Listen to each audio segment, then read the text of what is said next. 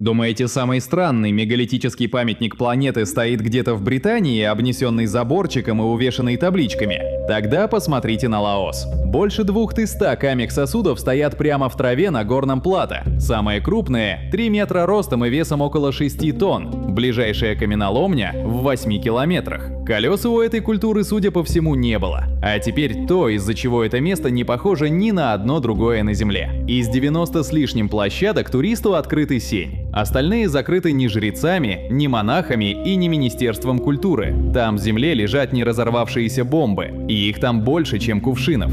Сегодня долина кувшинов. Кто их вырезал, что нашли внутри и почему археологи 30 лет ходят по этому полю строго по белой стороне бетонных столбиков, самое дикое в конце. Провинция Сианхуанг, север Лаоса. Плато на высоте около 1000 метров. Сосновые холмы, красная латеритная земля, туман, который к утру сползает в низины и стоит там как молоко в миске, и на этой траве они.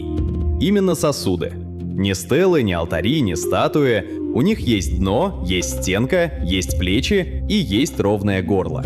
Внутри полость. Самые мелкие по колено, самые большие в человеческий рост и выше, около 3 метров, с горлом, в которое взрослый человек пролезает без особого труда. Материал разный – песчаник, гранит, конгломерат, брекчия, известняк. Каждый из цельного куска породы. Их больше 2100, и разбросаны они по 90 с лишним площадкам.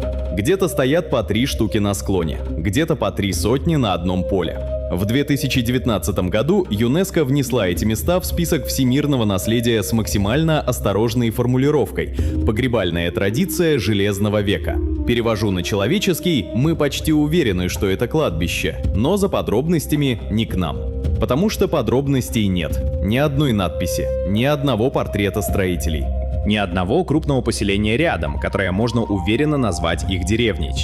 Люди изготовили 2000 многотонных предметов, расставили их по холмам на площади в сотни квадратных километров и исчезли, не оставив даже имени. Первая остановка – площадка, которую местные называют Тхонг Хай Хин – равнина каменных кувшинов.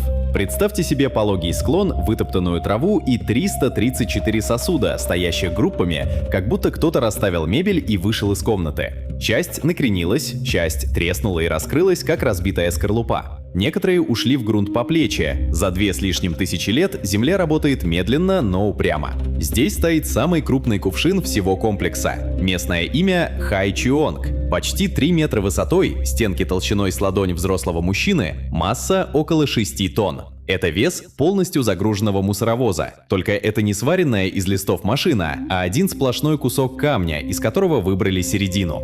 Дальше то, чего почти нет. Крышек. Их находят единицами. Они каменные, плоские, круглые, и их количество ни в какие ворота не лезет. 2000 сосудов и жалкая горстка крышек. Либо крышки делали из дерева, и они сгнили, либо большинство кувшинов никогда не закрывали. Скажу честно, мне вторая версия кажется более интересной. Открытый сосуд — это не хранилище. Это дверь. 2 тонких наблюдения, которые обычно проговаривают скороговоркой. Первое. Горло у большинства кувшинов сужается кверху, то есть внутрь что-то клали, но доставать обратно было бы неудобно. Второе. У части сосудов на внутренней стенке есть аккуратный выступ по кругу, как будто под крышку, которая должна была садиться в паз. Кто-то очень хорошо понимал, что делает. И это только одно поле из 90. В паре десятков километров отсюда площадка, которую называют Хай Хин Пху Салато. 2 лесистых холма, около 90 сосудов и совсем другая атмосфера. Здесь кувшины стоят под пологом леса, в зеленом полумраке. За 2000 лет деревья проросли прямо сквозь камень. Корень нашел трещину, вошел в нее, разбух и разорвал 6-тонную глыбу изнутри. Медленно, за столетия, без единого звука. Дерево против гранита, и дерево выигрывает. Третья открытая площадка, Хайхин Лаатхай, лежит выше деревни, и подниматься к ней приходится через действующие рисовые террасы. 150 сосудов на гребне холма. Внизу люди, буйволы, обычная сельская жизнь.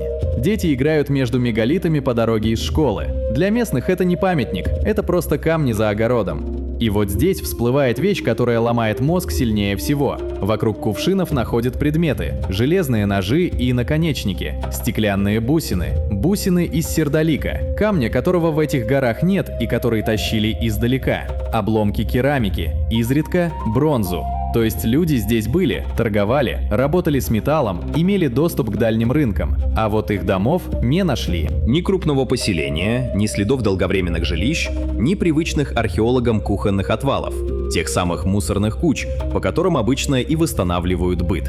Есть индустрия по производству многотонных сосудов, есть кладбища, есть импортные бусины. Нет города. Люди приходили сюда, делали колоссальную работу и уходили. Куда? Так что здесь все-таки происходило? Первый этот вопрос задала женщина, которой в момент экспедиции было за 60. Мадлен Калани, французский археолог, приехала на плато в самом начале 1930-х годов. Ей было под 70, за спиной годы полевой работы в Индокитае. Впереди сотни километров пешком по холмам, где нет дорог. Она обошла и описала десятки площадок, зарисовала кувшины, замерила их, составила карты. В 1935 году вышел ее двухтомник «Мегалиты Верхнего Лаоса», до сих пор базовый текст по теме. И именно Калани нашла в известняковом холме рядом с первой площадкой то, что перевернуло всю логику – пещеру. Небольшую, с высоким сводом. В своде два отверстия, выходящие наверх на склон. Не расщелины, не провалы, а именно два хода, работающие как вытяжка. Внутри Калани обнаружила золу и обожженные кости. Ее вывод был прямым – это крематорий. Тела сжигали в пещере, дым уходил через отверстия в потолке, а прах и остатки помещали в каменные сосуды снаружи. Кувшин в этой картине не гроб, а сосуд для того, что осталось после огня. Версия держится почти 100 лет. Не потому, что доказано окончательно, а потому, что ни одна другая не объясняет столько сразу. И полость, и горло, и расположение групп, и близость к пещере. Хотя лично меня в ней смущает одна деталь. Крематорий — это про очень небольшую группу людей, а кувшинов 2000. Кто-то тут явно работал в промышленных масштабах. Ответа нет. Зато есть очень неудобный вопрос. Как эти 6 тонн вообще оказались на вершине холма? 8 километров. Именно столько отделяет главную площадку от каменоломни на горе Пхукенг, где брали породу. 8 километров по пересеченной местности. Вверх, вниз, через ручьи, через мягкий грунт, который в сезон дождей превращается в кашу, с грузом в несколько тонн.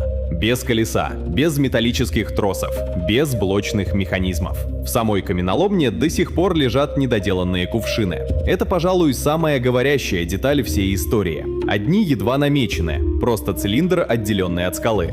Другие уже обтесаны снаружи, но внутри еще сплошные. Третьи почти готовы, но брошены. Видимо, треснули на последнем этапе. По следам инструмента видно, что породу выбирали ударами, шаг за шагом, слой за слоем. Как их тащили? Общепринятого ответа нет. Рабочие гипотезы простые и скучные. Деревянные катки из бамбука, канаты из лиан, слоны, много людей и очень много времени. Ни одного изображения самого процесса не сохранилось. И вот тут начинается то, что меня в этой истории цепляет сильнее всего. Обычно мегалиты ставят там, где есть камень. Здесь наоборот. Люди выбрали конкретное место на плато и 8 километров волокли туда многотонные глыбы. Хотя вокруг хватало других холмов. Значит, место было важнее удобства. Значит, у этих групп была причина ставить сосуды именно тут, и мы ее не знаем. Кто-то потратил на это поколение. Ради чего? У местных жителей на этот счет сомнений нет. Причина – вино. Легенда рассказывает о великане по имени Кхун-Чионг, царь-исполин, правитель древнего народа, который освободил эти земли от жестокого угнетателя. После победы Кхун-Чионг устроил праздник, и праздник этот шел не вечер и не неделю, а по разным пересказам месяцами. Чтобы напоить войско, приказали изготовить гигантские сосуды под лаохай, традиционное рисовое вино, которое до сих пор бродит в глиняных кувшинах по всему региону и которое пьют через длинные бамбуковые трубочки. Отсюда и имя самого большого сосуда – Хай-Чионг, кувшин Чионга. Есть и второй вариант той же истории, попроще. Кувшины лепили из глины, песка, сахарного тростника и звериных шкур, а потом обжигали. То есть, по легенде, это вообще не камень. Отдельно ходит версия про сбор муссонной воды. Плато сухое, дождь приходит сезонами, а караванам нужна вода. Поставил вдоль тропы каменные емкости, и у тебя готовая система водоснабжения на маршруте. Скажу прямо, как объяснение легенда не работает. Камень пористый, воду держит плохо, а горло у большинства сосудов сужается. Заливать вино туда неудобно, черпать оттуда неудобно вдвойне. Но как культурный след, легенда бесценна. Она говорит нам, что даже спустя тысячелетия местные жители не воспринимали это поле как кладбище. Для них это память о пире, а не о похоронах. Наука, впрочем, копала и выкопала кое-что похуже пира. С 2016 года на плато работали совместные экспедиции лаосских специалистов и австралийских археологов. И раскапывали они не сами кувшины, а землю вокруг них. Нашли захоронения. Причем в нескольких вариантах сразу. Первый – тела, уложенные в грунт целиком. Второй – связки костей. Человека сначала хоронили или оставляли где-то еще, потом кости собирали, увязывали в компактный сверток и закапывали рядом с сосудом. Третий – керамические емкости с останками внутри, поставленные в ямы. То есть один и тот же ритуал имел как минимум 3 исполнения. Сверху захоронения нередко накрывали каменными дисками, и вот эти диски — отдельная история. Часть из них гладкие, а часть покрыта резьбой. Концентрические круги, изображения животных, в одном случае человеческая фигура. Причем укладывали такие диски рисунком вниз, к покойному. Изображения делали не для живых. Еще одна деталь того же порядка. На одном из кувшинов первой площадки есть рельеф — грубо вырезанная человеческая фигура с раскинутыми руками и ногами. Ровно 1 на 2 с лишним тысячи сосудов. Единственная подпись мастера, которая у нас есть, и та без единой буквы. Отдельная беда всей этой темы — датировка. Камень датировать нельзя. У песчаника нет возраста обработки. Он пролежал в горе миллионы лет и выглядит одинаково что через 100 лет после огранки, что через 3000. Датировать можно только органику рядом — кости, угли, зубы. А органика в кислой тропической почве разлагается быстро, и на многих площадках от нее не осталось почти ничего. Поэтому долгие десятилетия любые сроки называли на глаз. Железный век, примерно 2000 лет, плюс-минус тысячелетие. Это не халтура, это честное признание, что инструмента нет. Теперь самое неприятное для стройных теорий. В 2021 году вышло исследование по датировке грунта под сосудами методом оптически стимулированной люминесценции. Он показывает, когда частицы породы последний раз видели солнечный свет. По одной из версий, результат получился такой. Кувшины могли быть установлены на своих местах еще в конце первой половине первого тысячелетия до нашей эры. А значительная часть захоронений вокруг них датируется куда более поздним временем, вплоть до 2-го тысячелетия нашей эры. Разрыв больше 1000 лет. Если это подтвердится, картина меняется целиком. Получается, что одни люди поставили каменные сосуды, а хоронить вокруг них начали совсем другие. Те, кто пришел через десятки поколений, увидел странное поле, ничего не понял и решил, что это место силы. То есть, возможно, мы все это время изучали не кладбище, а чужую догадку о кладбище. Официальная версия есть. Верить в нее — ваш выбор. А теперь то, из-за чего долина кувшинов вообще не похожа на археологический памятник. С 1964 по 1973 год над Лаосом шла воздушная кампания, о которой десятилетиями почти не говорили вслух. По разным подсчетам, страна получила около 2 миллионов тонн боеприпасов, больше, чем было сброшено на всю Европу за годы Второй мировой. Порядка 580 тысяч боевых вылетов. Если разложить это ровно, получается один самолет с полной загрузкой примерно каждые 8 минут. 9 лет подряд, круглосуточно. Плато Сиан-Куанг оказалось в самом центре. Здесь проходили пути снабжения, здесь стояли позиции, здесь шли бои. И здесь стоят кувшины. Основную проблему создали кассетные боеприпасы. Одна большая оболочка раскрывается в воздухе и разбрасывает сотни маленьких шариковых бомб размером примерно с теннисный мяч. По оценкам, над страной их выпустили около 270 миллионов. Значительная доля не сработала. Речь идет о десятках миллионов боеприпасов, которые просто легли в землю и остались там. Они лежат до сих пор, полвека спустя.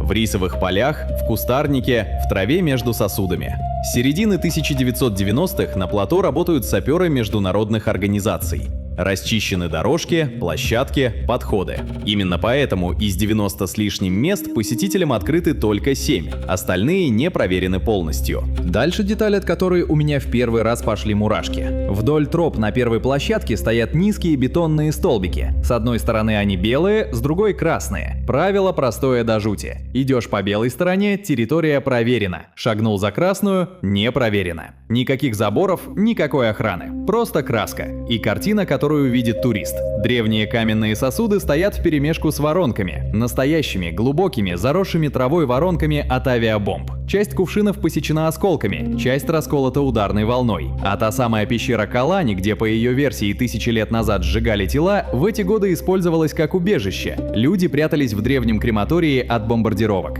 Тут не нужно ничего добавлять, просто оставьте эту фразу в голове на несколько секунд. Древние умели превращать камень в память. Мы за 9 лет научились превращать память в минное поле. 2100 сосудов, 90 площадок, 1000 лет разрыва между камнем и костями. Что все это вместе значит? В 2020 году в отдаленных лесных районах, куда почти никто не поднимался, нашли еще 137 кувшинов. Просто стояли в зарослях, в стороне от всех известных маршрутов. Никто не знает, сколько их еще осталось на неисследованных склонах, а неисследованного здесь по-прежнему больше, чем исследованного. Но настоящая бомба не в этом. Похожие каменные сосуды известны еще в 2 местах планеты. В индийском штате Ассам, в холмах на северо-востоке страны, и на индонезийском острове Сулавеси. Разные страны, разные языки, 1000 километров, море между ними, форма узнаваема та же. Прямых доказательств связи нет, и честные исследователи это подчеркивают. Самая осторожная гипотеза говорит о древних торговых путях. Через эти горы шла соль, шел металл, шли люди. Вместе с товаром двигались идеи. И, возможно, вместе с идеями двигался обычай ставить над своими мертвыми каменный сосуд.